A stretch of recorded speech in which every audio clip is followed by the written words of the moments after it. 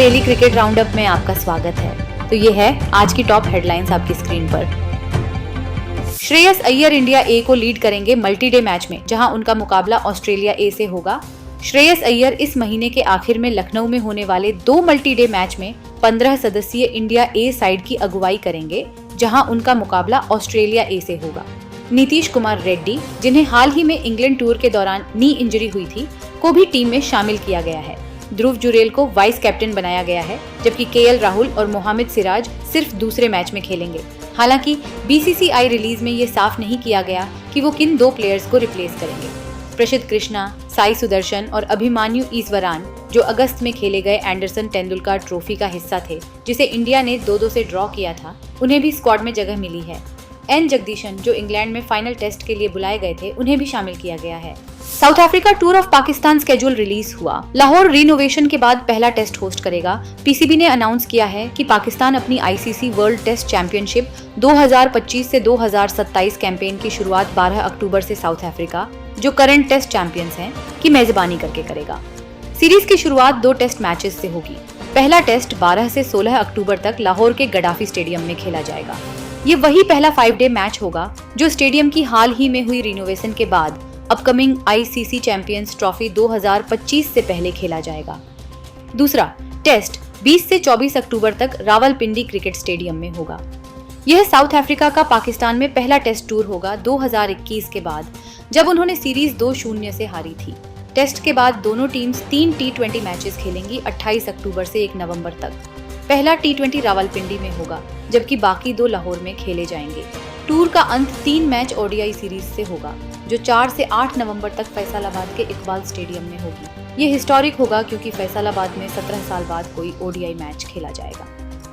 युजवेंद्र चहल ने अपना county stint समय से पहले खत्म किया। पर्सनल रीजंस की वजह से घर लौटे।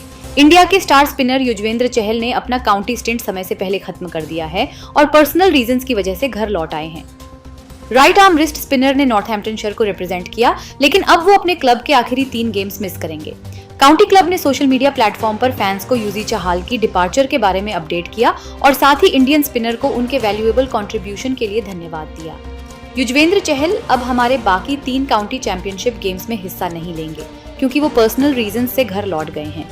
हम यूजी का इस सीजन में किए गए सारे एफर्ट्स और कॉन्ट्रीब्यूशंस के लिए शुक्रिया अदा करते हैं, नॉर्थहैम्पटनशायर ने अपने ऑफिशियल अकाउंट पर लिखा। ना तो नॉर्थहैम्पटनशायर और ना ही खुद युजवेंद्र चहल ने उनकी अर्ली डिपार्चर के पीछे की डिटेल बताई। फिर भी 35 साल के स्पिनर ने लगातार दूसरे साल नॉर्थहैम्पटनशायर के लिए खेला और काउंटी में अच्छा प्रदर्शन किया। 28 सितंबर को बीसीसीआई इलेक्शन में इंडियन क्रिकेट की न्यू लीडरशिप डिसाइड होगी। बीसीसीआई ने अपनी मच एवाइटेड एनुअल जनरल मीटिंग 28 सितंबर को स्केड्यूल की है। ये जनरल बॉडी मीटिंग सुबह 11:30 पर बीसीसीआई हेडक्वार्टर्स मुंबई में होगी, जिसका सबसे अहम एजेंडा इलेक्शंस कराना है।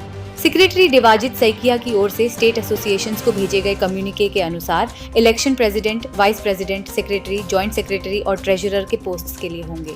इसके अलावा बीसीसीआई की एपेक्स काउंसिल और इंडियन प्रीमियर लीग आईपीएल और वीमेन प्रीमियर लीग डब्ल्यूपीएल की गवर्निंग काउंसिल्स का गठन भी एजीएम के एजेंडा में शामिल है। पाकिस्तान विमेन ने इंडिया ट्रैवल करने से किया मना। विमेन्स डब्ल्यूसी ओपनिंग सेरेमनी में नहीं होंगी शामिल। एक बड़े डेवलपमेंट में रिपोर्ट्स सामने आई हैं कि पाकिस्तान की विमेन्स टीम इंडिया ट्रैवल नहीं करेगी विमेन्स वर्ल्ड कप 2025 की ओपनिंग सेरेमनी में हिस्सा लेने के लिए। यह प्रेस्टिजियस 50 ओवर इवेंट 30 सितंबर से गुवाहाटी में किक स्टार्ट होगा, जहां होस्ट इंडिया और श्रीलंका आमने सामने होंगे बारसापारा स्टेडियम गुवाहाटी में। टूर्नामेंट ओपनर से पहले आईसीसी ने एक बड़ी ओपनिंग सेरेमनी प्लान की है, जहां Bollywood singer Shreya Ghoshal live performance से स्टेज पर आग लगाने वाली हैं। लेकिन जियो सुपर की रिपोर्ट के मुताबिक पाकिस्तान विमेन इस इवेंट को स्किप करेंगी और इंडिया ट्रैवल नहीं करेंगी, दोनों देशों के बीच स्ट्रेन टाइज की वजह से।